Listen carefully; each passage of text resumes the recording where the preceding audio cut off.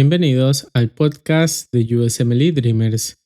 Tenemos una mujer de 37 años que consulta por disnea progresiva de esfuerzo, que durante el último año ha notado que cada vez le cuesta más realizar actividades físicas que antes hacía sin dificultad. En los últimos 2 meses la situación ha empeorado tanto que ya no puede caminar media cuadra sin detenerse a descansar. Además de la disnea, refiere episodios de mareo durante el ejercicio, un dato que sugiere que el sistema cardiovascular no está siendo capaz de responder adecuadamente al aumento de demanda que ocurre con el esfuerzo. Durante el examen físico se ausculta un soplo holosistólico en el borde esternal inferior, que aumenta con la inspiración. Posteriormente, el cateterismo cardíaco demuestra una presión media de la arteria pulmonar de 43 milímetros de mercurio y una presión capilar pulmonar en cuña de 9 milímetros de mercurio. La evaluación descarta enfermedad pulmonar obstructiva, enfermedad pulmonar intersticial y tromboembolismo venoso. La pregunta es, ¿qué sustancia debe bloquearse para beneficiar a esta paciente? La respuesta correcta es endotelina. En el desarrollo del caso, la primera pista importante del caso es la presión media de la arteria pulmonar marcadamente elevada. Este hallazgo confirma que la paciente presenta hipertensión pulmonar. Sin embargo, identificar hipertensión pulmonar es solo el primer paso. Lo realmente importante es determinar cuál es su origen. Aquí adquiere relevancia la presión capilar pulmonar en cuña. Este valor refleja indirectamente las presiones del lado izquierdo del corazón. Si la hipertensión pulmonar fuera consecuencia de insuficiencia cardíaca izquierda, esperaríamos encontrar una presión capilar pulmonar en cuña elevada, pero en esta paciente la presión capilar pulmonar en cuña es normal. Este dato aleja una causa cardíaca izquierda y nos obliga a buscar otra explicación. El caso también descarta enfermedad pulmonar obstructiva, enfermedad pulmonar intersticial y tromboembolismo pulmonar. Por lo tanto, la explicación más probable es una alteración primaria de las propias arterias pulmonares. Eso corresponde a hipertensión arterial pulmonar. En la fisiopatología, la hipertensión arterial pulmonar se caracteriza por cambios progresivos en la circulación pulmonar. Las arterias pulmonares desarrollan vasoconstricción persistente y proliferación del músculo liso vascular. A medida que estos cambios progresan, la resistencia vascular pulmonar aumenta. Como consecuencia, el ventrículo derecho debe generar presiones cada vez mayores para impulsar la sangre a través de la circulación pulmonar.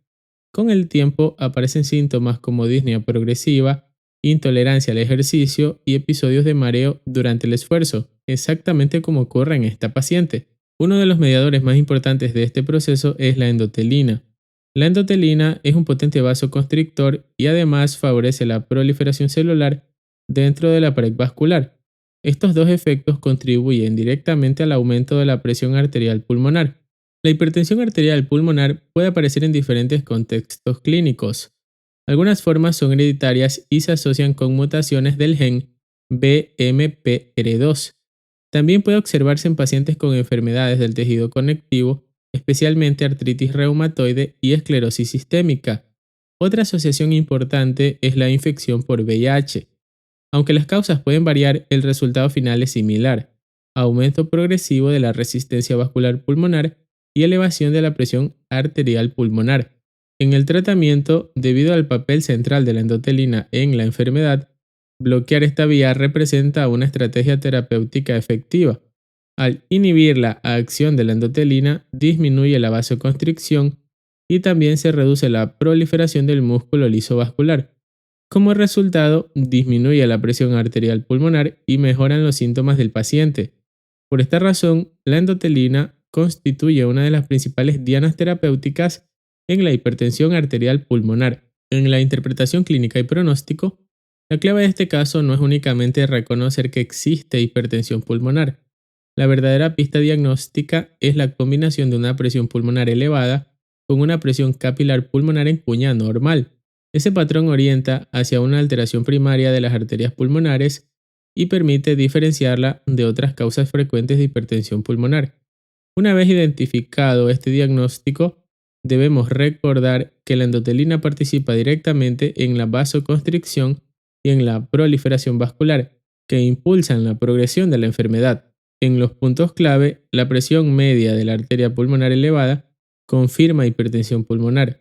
La presión capilar pulmonar en cuña normal aleja insuficiencia cardíaca izquierda. La hipertensión arterial pulmonar se produce por alteraciones primarias de las arterias pulmonares. La endotelina favorece vasoconstricción y proliferación vascular. Bloquear la vía de la endotelina reduce la presión arterial pulmonar y mejora los síntomas. En las preguntas, ¿qué hallazgo confirma hipertensión pulmonar en esta paciente? Presión media de la arteria pulmonar elevada. ¿Qué dato aleja insuficiencia cardíaca izquierda como causa de la hipertensión pulmonar? Presión capilar pulmonar en cuña normal. ¿Cuáles son los efectos principales que produce la endotelina? Vasoconstricción y proliferación vascular. ¿Qué mutación hereditaria se asocia con hipertensión arterial pulmonar? Mutación en el gen BMPR2. Y recuerda, cuando la presión arterial pulmonar está elevada, pero la presión capilar pulmonar en cuña permanece normal, debemos pensar en una alteración primaria de las arterias pulmonares. En esta enfermedad, la endotelina contribuye al aumento de la resistencia vascular mediante vasoconstricción y proliferación del músculo liso vascular. Si identificas hipertensión arterial pulmonar, piensa en endotelina como una de las principales dianas terapéuticas. Gracias por escuchar este episodio. Hasta la próxima.